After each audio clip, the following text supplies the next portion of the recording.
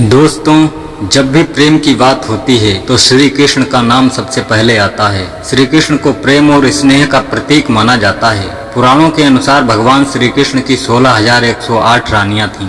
भगवान श्री कृष्ण की प्रमुख रानियों में रुक्मिणी, सत्यभामा का नाम शामिल है।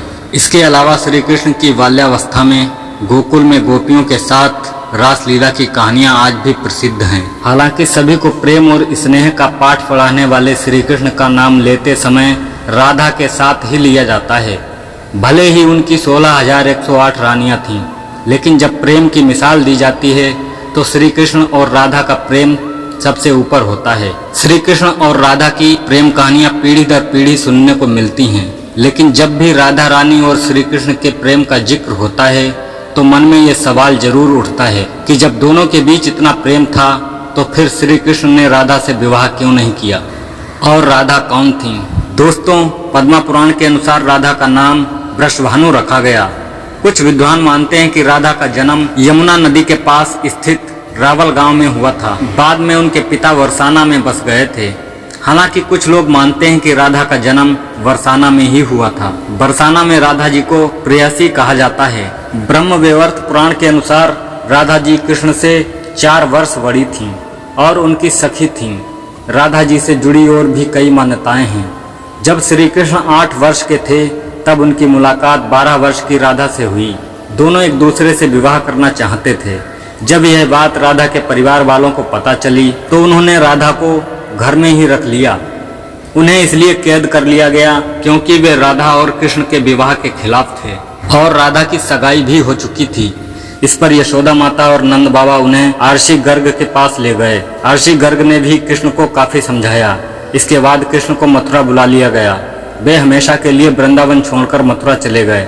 उन्होंने राधा से वादा किया था कि वे वापस लौटेंगे, लेकिन वे कभी वापस नहीं आए। राधा जी के मथुरा या द्वारिका जाने का कोई उल्लेख नहीं मिलता है। राधा और कृष्ण के विवाह न होने के कई कारण बताए जाते हैं। इन्हीं में से एक कारण नारद जी का श्राप भी माना जाता है। रामचरितमानस के बालकांड के अनुसार नारद जी भी देवी लक्ष्मी के स्वयंवर में जाना चाहते थे। उसके साथ छल करके उसे अपना रूप देने के बजाय वानर का रूप दे दिया था, जिसके कारण माता के स्वयंवर में नारद जी का बहुत उपहास हुआ था। जब नारद जी को इस बात का पता चला तो वे बैकुंठ पहुंचकर विष्णु जी पर बहुत क्रोधित हुए और उन्हें श्राप दे दिया कि उन्हें अपनी पत्नी का वियोग सहना पड़ेगा। इसलिए उन्हें रामचंद्र अवतार में सीता का वियोग सहना पड़ा और कृष्ण अवतार में वे देवी राधा से विवाह नहीं कर सके। एक मत यह भी है कि स्वयं देवी राधा ने श्री कृष्ण से विवाह करने से मना कर दिया था। राधा यशोदा के बेटे कृष्ण से बहुत प्रेम करती थीं, लेकिन जब वे मथुरा चले गए तो राधा रानी ने अपने आप को महल के जीवन के लिए उपयुक्त नहीं समझा।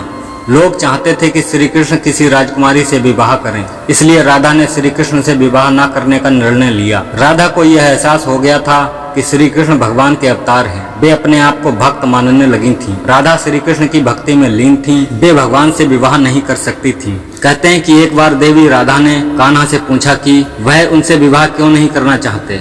इस पर श्री कृष्ण ने उत्तर दिया, कहा कि विवाह तो अपनी आत्मा से होता है। श्री कृष्ण राधा को खुद से अलग नहीं बल्कि अपना ही अस्तित्व मानते थे। वह मनुष्य को यह सिखाना चाहते थे कि प्रेम का संबंध शारीरिक संबंध से नहीं बल्कि आध्यात्मिक प्रकृति का होता है। प्रेम और विवाह एक दूसरे से अलग नहीं है।